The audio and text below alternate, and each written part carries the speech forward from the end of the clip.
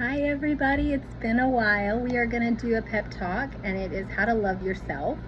I am dedicating this to a really sweet, loving, kind, beautiful soul. And this particular soul is experiencing some things right now that are scary and creating a lot of feelings, the opportunity for a lot of feelings. And I just want you to know, when you focus on what is actually true, what is real, you are loved, supported, cared for, and in exactly the right place at the exact right time. That's what I want to say.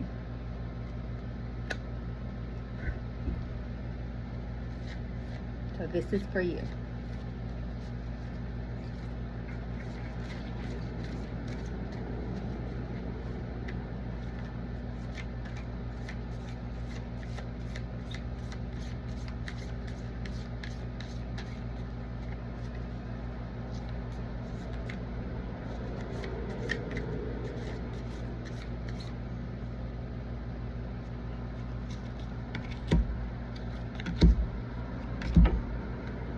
So it's 3 today.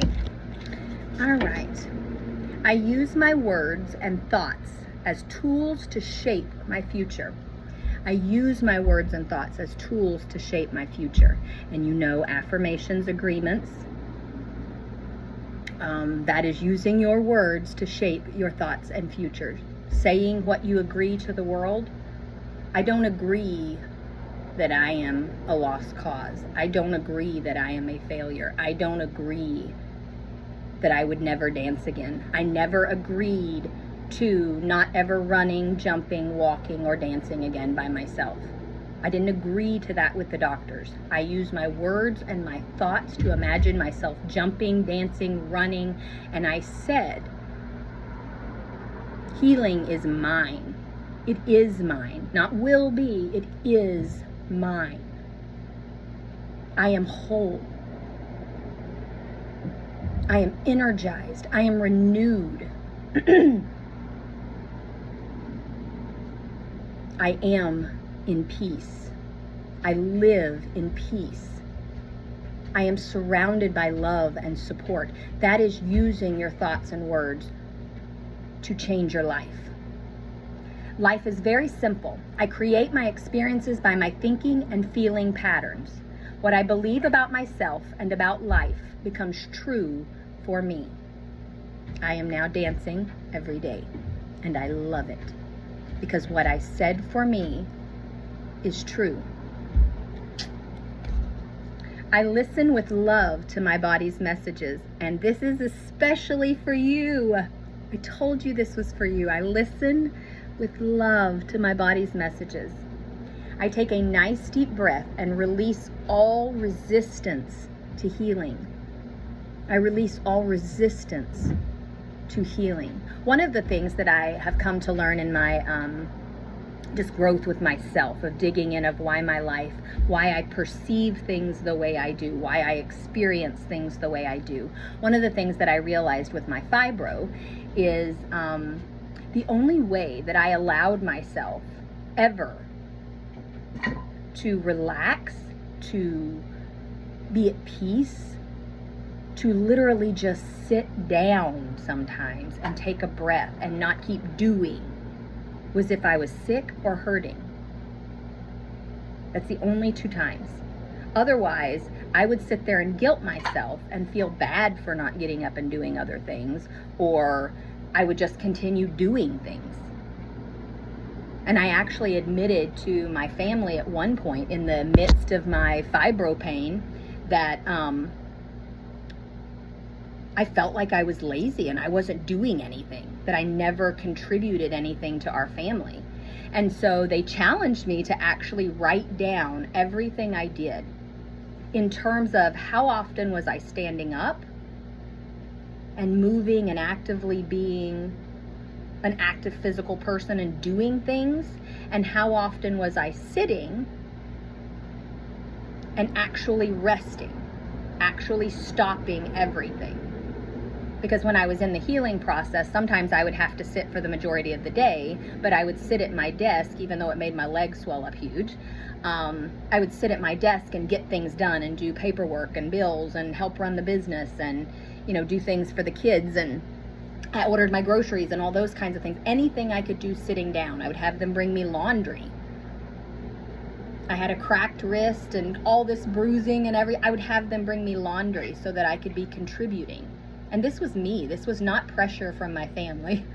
This was not them asking me to fold laundry. This was me pressuring myself to fold laundry. Otherwise, I had no value to the people in my life. Why would they care for me and love me if I'm not providing something for them in a physical doing sense, acts of service? And I realized that that is why my body had to shut down anytime it needed rest, because I wouldn't listen. It had to shut down. It did not have a choice, or I would not let it rest. I would not give it grace or forgiveness or peace or acceptance. And sometimes we have to say, I deserve rest. I can trust that the support system I have put in place will support me. And I'm talking about self. I'm not talking about God in you. I'm talking about your spirit. I'm talking about your words that you choose to speak over yourself. When I say self, that's what I'm talking about. My actions, my choice to get up and do Pep Start today, that was self saying, love you, love your body, honor your mind this morning by giving yourself peace and patience, by giving yourself love, by giving yourself grace. Self is what God made me to be. My parents gave it the name Pepper. That is self. God loves self. God loves Pepper. So I'm meant to love Pepper. That's why Jesus said, love others as you love yourself. Self.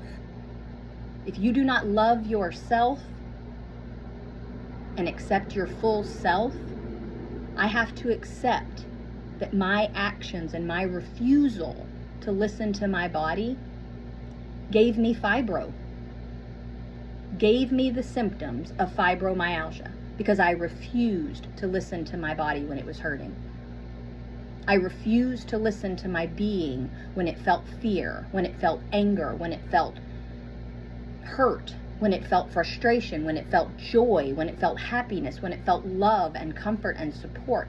I would not listen and receive it because I was living in a world of fear, that I wasn't worthy of all of these experiences and emotions if I wasn't doing something to earn them. Well, yourself, Pepper, who I am, my thoughts of myself, is an idea. So it can't physically do anything. It can never do anything. Therefore, it's not going to find satisfaction in doing. It is a being. So it only finds satisfaction in being. So in this, I listen to love with my body's messages. I take deep, nice breaths and release all resistance to healing. What you are releasing is the resistance to just being and recognizing that your being has worth, regardless of your doing.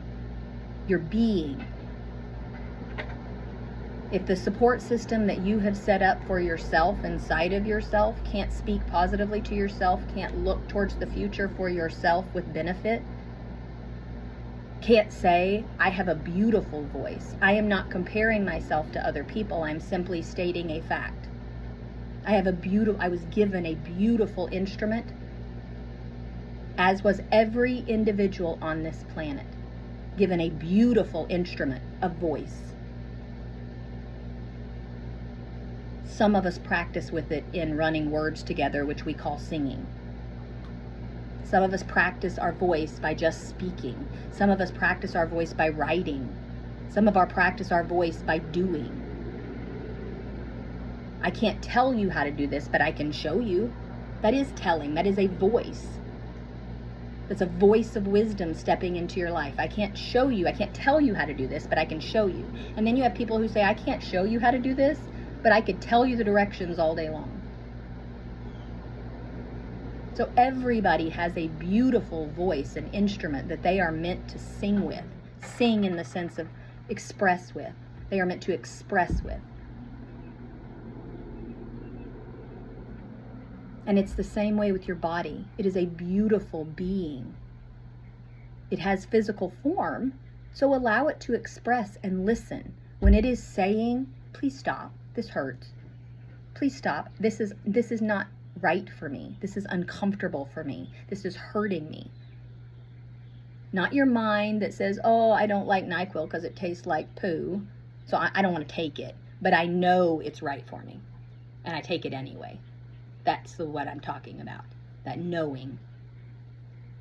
That's the one you listen to. And when that says, I need rest, then stop resisting healing by forcing through. That's resisting healing. And you listen to the body because it's trying to heal you. It's telling you when you crave something weird. I don't like seafood. I don't like fish. I don't like anything that comes out of water for the most part. Frog legs are okay. A little bit. Every once in a while, a couple of times a year, I get a massive craving for crab, and I will sit down and just gorge myself on crab. And it tastes delicious that 1 or 2 times. Then we go sometimes for other people's birthdays or celebrations, and I get it thinking, oh, it's going to taste like those times when I crave it, and it doesn't. It just tastes fishy, and I sit there and I pick at it, and I end up giving it to my kids. Because I'm not craving it. My body is not needing that nutrients. Therefore, my mind says I can eat it, but my spirit and my body are saying, okay, it's just nutrients. It's not what I'm needing right now, but okay. So listen to your body and accept healing. When it says, go get kale, even though you don't like it, it happens to me. I go get kale. And I listen to my body so that I can stop resisting healing. Does it taste good? I don't care. I don't care. Does going to work every day for somebody else feel good? No, but we do it every day. We do it every day. So I don't care if it tastes good. The taste of my food is not where I find love and comfort and support in my life. That is not where I find joy in my life and happiness in my life. It is fuel. Now it can taste delicious. Just like medicine can taste good. Dakota. Just like medicine can taste good. But it doesn't matter if it tastes good or not. Sir? Thank you. Thank you. It doesn't matter if the medicine tastes good or not. You take it because it's right. So eat the food because it's right. Not because it tastes good and gives you some emotional experience. It's fuel. Same way with movement, same way with peace in your heart, same way with everything else. It's medicine, it's healing. Stop resisting your healing by not doing the thing. I don't have time to take care of myself. Well, you're resisting your healing. I need to take care of so-and-so before I can take care of myself. That is an example of resisting your healing. I am postponing and putting off my healing. If you ever are doing that, doesn't matter what it's for. Doesn't matter what it's for.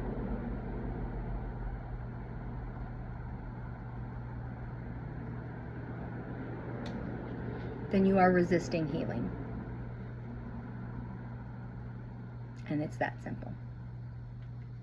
Sometimes we have to pause our healing for just a moment. I may be hurting, and my child comes to me and they are physically wounded, and I'm exhausted. Then yes, I'm going to fix their physical wound, but I am going to assure my body, hey, let's do this in the easiest, most peaceful way. I will help you to fix your wound, but we're going to do it in my bedroom so I can lay down. You can bring your hurt feelings or your heart or your frustration to me, but I'm going to do it laying down resting.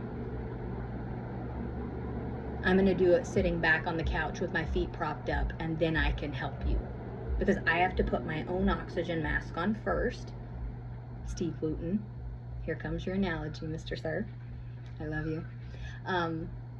You have to put your own oxygen mask on first. And when you refuse to put your oxygen mask on first, you are resisting your healing that wants to come to you. You are resisting the air, the oxygen that wants to feed you and heal you.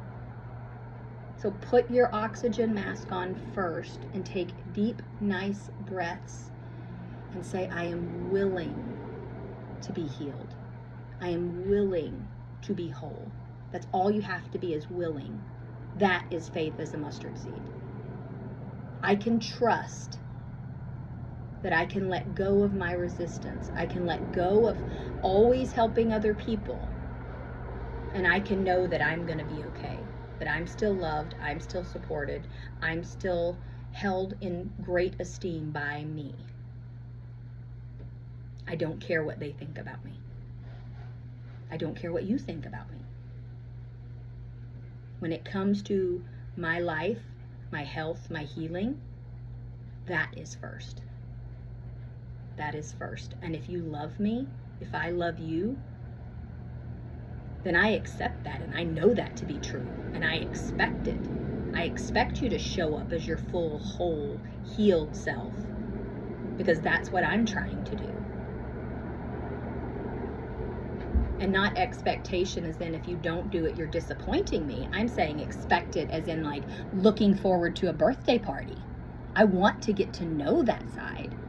I want to get to hear and see and experience that best healed version of you. That version of you that doesn't have wounds that are needing tended. That version of you that isn't scared and fearful. I want to experience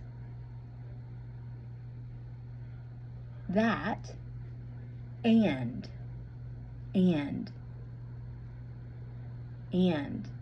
get to meet every step of the way the newest, brightest, funnest, wisest, happiest, freest version of you. So it's both and. I want to get to be there for the heavy, the shadow, the intense parts of dis-ease, but only if you're willing to let me be there in the good as well. I don't want just good and I don't want just bad. It has to be a balance of I'm willing to just be myself. It doesn't need to be either. I'm willing to be myself. I'm willing to show you and tell you that I am responsible for not listening to my body and it becoming fibromyalgia.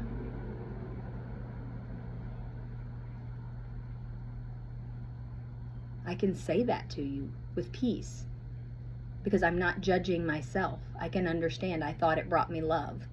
Therefore, that's the way I behaved. I thought that was the only way to get love was by doing. And that is not true. The way to get love is to respect myself, to respect my being, to honor my own being, and to only place myself in environments where my being is honored. My doing is enjoyed. My doing is experienced by other people. My doing sometimes is not liked by other people, and I don't care either way.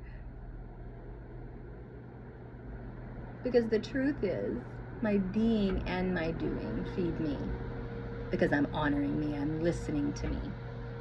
So I listen with love to my body's messages. I freely express who I am. It is my birthright to express myself in ways that are fulfilling to me. This video. It is my birthright to express myself in ways that are fulfilling to me. It is your birthright.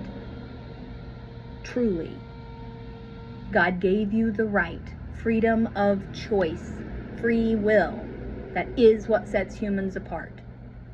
It is my free will to express myself in ways that are fulfilling to me.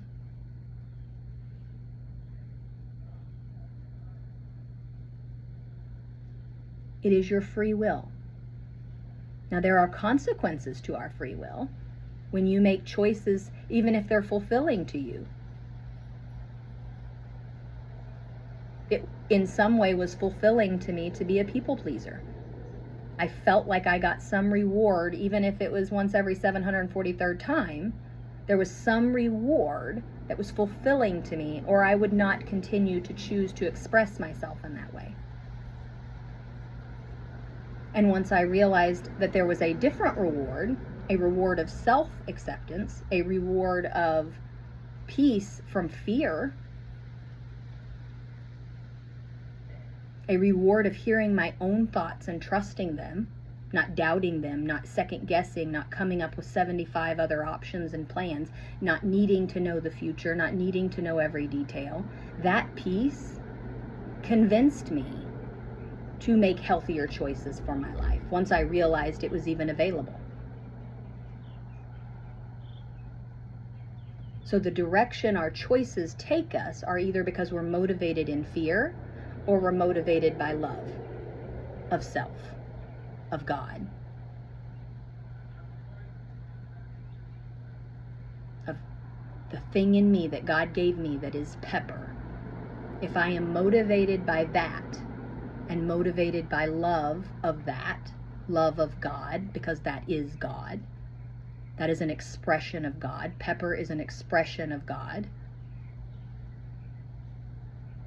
When I move from that love, my life and my choices take me in a completely different direction. If I am living from a place of not liking pepper, resisting pepper, disagreeing with pepper, feeling like pepper is a victim to the world, that all of these horrible things happen to me all the time and my life is horrific and that's the story I'm writing for myself, be scared of everything and everybody, then my choices are going to take me down a road of fear. And I'm going to keep experiencing fear because that's what I'm moving in. What will everybody think? What happens then? Why would I? It's all these external ideas, thoughts, pressures, expectations, doubts, past that is coming in, and you're jumbling that up with you. You're jumbling that up with self. Self knows what to do. Self knows what to do. Self knows when it's right. Something in you lights up and says, this is right. This is true. I don't understand it. I don't have to understand it, but this is true. Self knows truth. So when you fill the rest of your mind with everybody else's fears and thoughts that you have agreed to for years and years and years, continuing to say the world's going to shit, the world's going to shit, well, then your mind is going to say, hey, look for shit, because this is what they want to be true. This is what they believe to be true. This is what my being, Pepper, believes to be true. So keep showing her that, because we want her to know that she's right. She's true. Well, the truth is Pepper doesn't believe that. Pepper doesn't believe the world is going to shit. So every time I say it, my real Pepper is saying, no, it's not. No, it's not.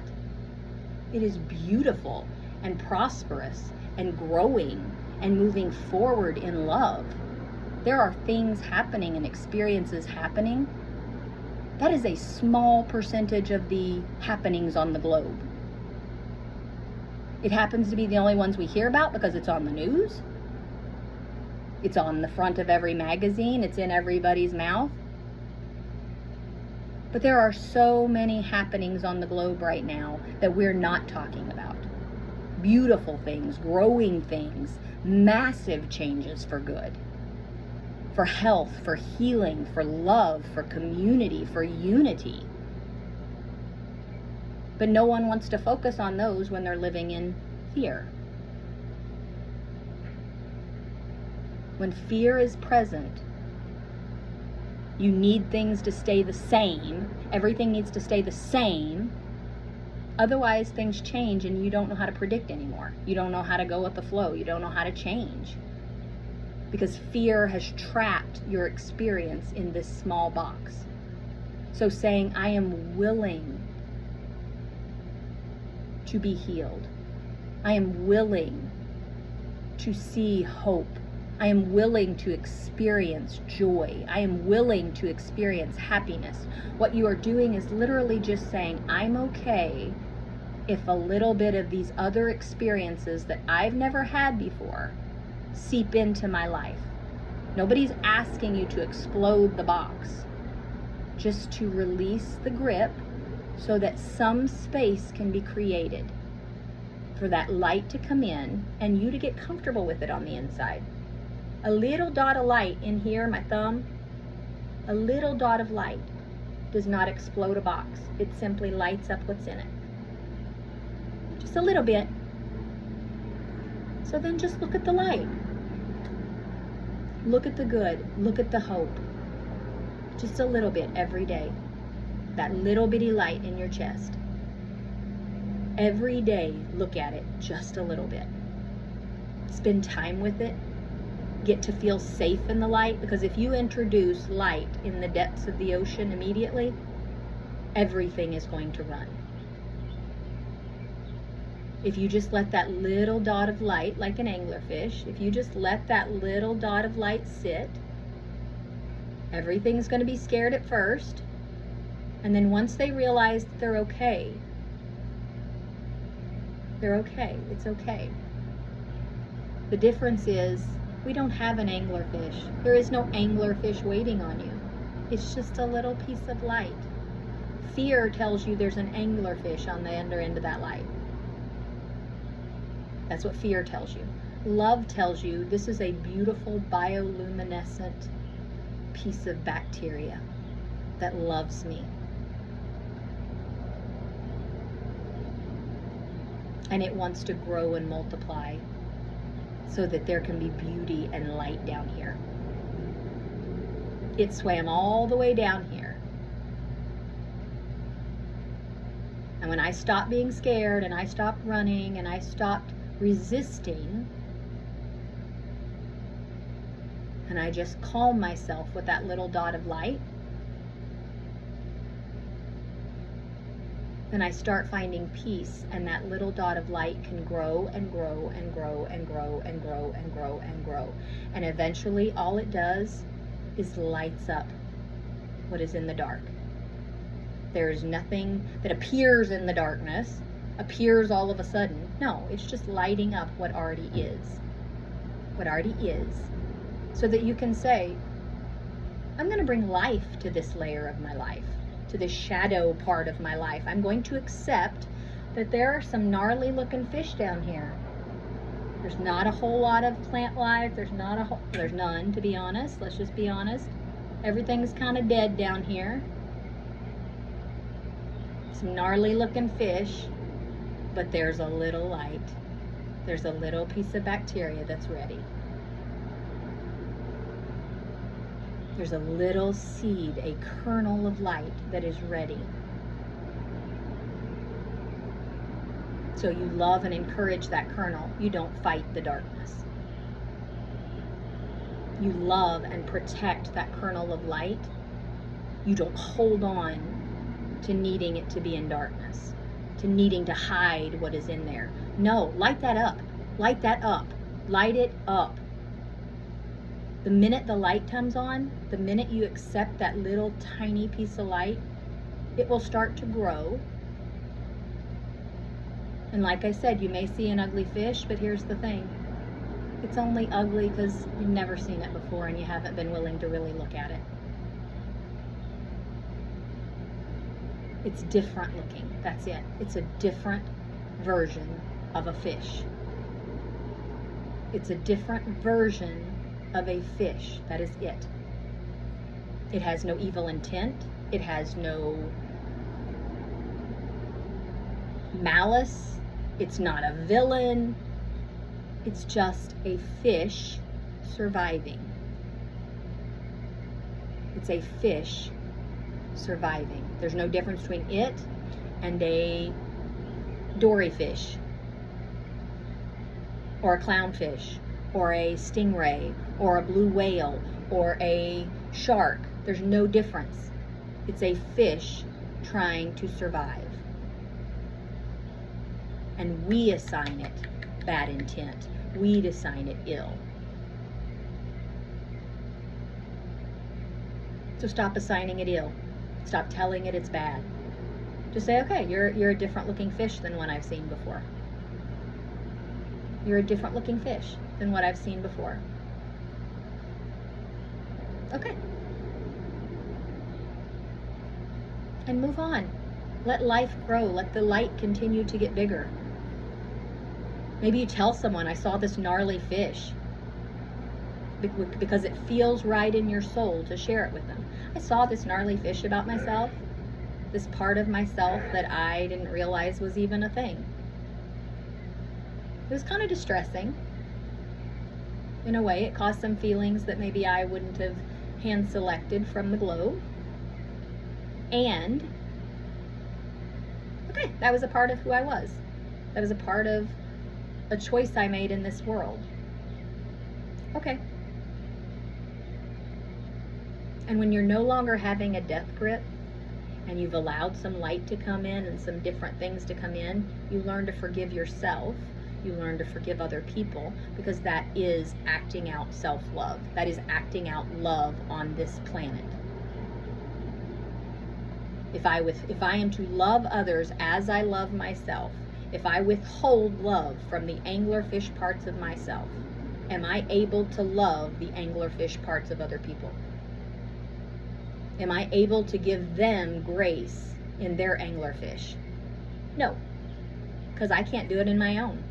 If I can't give myself grace in my actions, if I can't allow myself rest, if I can't allow myself to drop something and it be okay, to forget where I put my keys and it be okay, to make a choice that inadvertently hurts people, to make a choice that does hurt people. If I can't accept that some part of me in that moment felt that was the right choice, then I can't ever accept that in anyone else. So if I refuse love to myself, if I refuse care to myself, if I refuse and resist healing for myself, then I have none of that to give to other people, and I cannot accept their healing. I cannot accept their healing. I cannot accept their growth, their areas where they can't accept themselves. I can't accept them either, because I can't accept them about myself. So loving God is loving yourself. Honoring God is honoring self. He gave me this. This is me. This is God in me. So if I can't love this, then I can't love God in somebody else either. I can't even see God in somebody else if I can't see God in this. So freely express who you are so that everyone can see it, and they know that they can freely express who they are to you. As you freely express, others feel the right to freely express back. And that is where true interconnectedness comes from. True cohesive units come from. This is my last thing I'm going to share. Steve and I have realized recently that we used to try and function as two lungs. That yes, we're individuals, but we're supposed to be doing the same thing.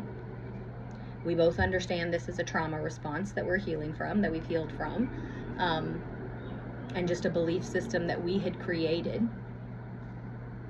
And we are grateful for it, because it's made us 26 years together. And now we realize we are not lungs. Steve doesn't know how or need to know how to do everything I'm doing. And I don't need to know how and why and everything Steve is doing. That's trying to live as lungs. We are supposed to live as a brain and a heart.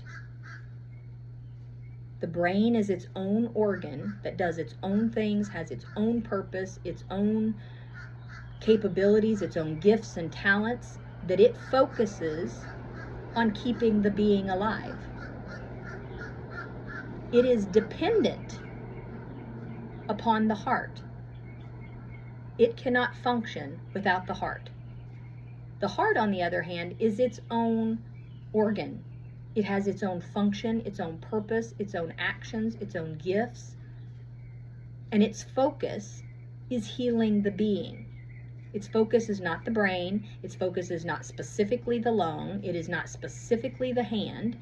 We aren't supposed to hyper-focus on any one aspect of our life or our experience here. I am a mom. Do not hyper-focus on mom. Be a whole being. I am a whatever your career is. No, you're not. You're more than that. That's a piece of what you are. So focus, the heart focuses on the whole being. How to heal it, how to watch and monitor the whole being.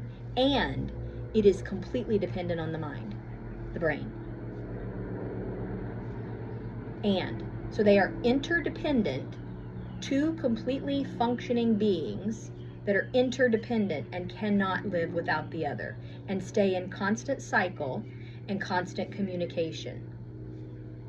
Here's what I'm doing today. Here's some blood here's the oxygen you're needing to pump. Here's the networking and the oxygen you're needing to live. Here's whatever the communication is. There is a communication that is available. If the heart says, I am hurting and something is wrong, something's wrong, a muscle is off, we got a funky beat, whatever that is, your brain does not start belittling your heart. Listen here, you better straighten up. Get your crap together and get this going. Shape up. What the hell's wrong with you? Pull it together. No, it doesn't say that. Hey, what can I do to help? I'm here. I can't stop functioning for the rest of the body. I'm going to have to still send a part of my energy to that. But my attention is on you right now. What do you need? How can I step in? You have tried everything you know, because the heart's going to try everything it knows first. It's going to try all of its own tips and tricks and techniques, and it's responsible for keeping the heart running. Because any moment that the brain is focusing on the heart, that the heart could have done it itself, is a moment it's not being a full functioning brain for the rest of the body. Now, if the brain decides to give a little extra boop to the heart, if you have a wonderful thought and your brain sends out a little boop of chemical that makes your heart feel love and speed up a little bit, okay, well, that's a kindness. That's love. That's trust. But I can't do it for myself when you damn well know you can. You can show yourself love. You can stop resisting your own healing. You can eat the right things. You can give yourself time and space and peace and mental clarity. When you know you can and you're not bringing that to the table, then you're asking the brain to do something that you should be able to do for yourself. So when you ask the brain, when your brain knows that you're doing everything you can for yourself, and then you ask for help, it knows that when I pull my attention away, this is truly a moment where this other being that needs me and I'm dependent upon needs me. So I'm going to give it my focus and my attention and my absolute love and direction until it's back ready to go, and then we go back. I'm not less than, I'm not drained, I'm not anything else. Because I kept being a brain, I kept taking care of myself. I kept thinking, giving myself space, eating what I knew to be right, going where I knew to be true and honoring to me. I kept doing all that on my own. I didn't give all that up to help the heart. I simply said, I'm going to pull away from extra hobbies. I'm going to pull away from some responsibilities that are not high priority right now. I'm not giving you my time to heal and be myself, but I will give you the time that I was going to use of overflow. So both beings continue being themselves, continue functioning, continue cycle, continuing communication. They are loving and supporting each other as they continue to be full whole beings. But the heart cannot completely trust the mind until the mind trusts the heart. So one of them has to start. One of them has to start freely expressing, hey, I need you to pick up this little bit of slack. You keep saying you need help in this area, but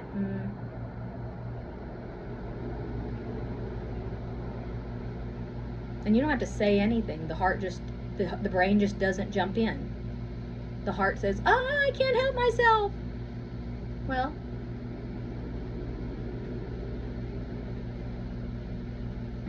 let's see what happens. I'm here. I'm here if it gets horrible. When you actually can't help yourself, I am here. But until then, I'm here.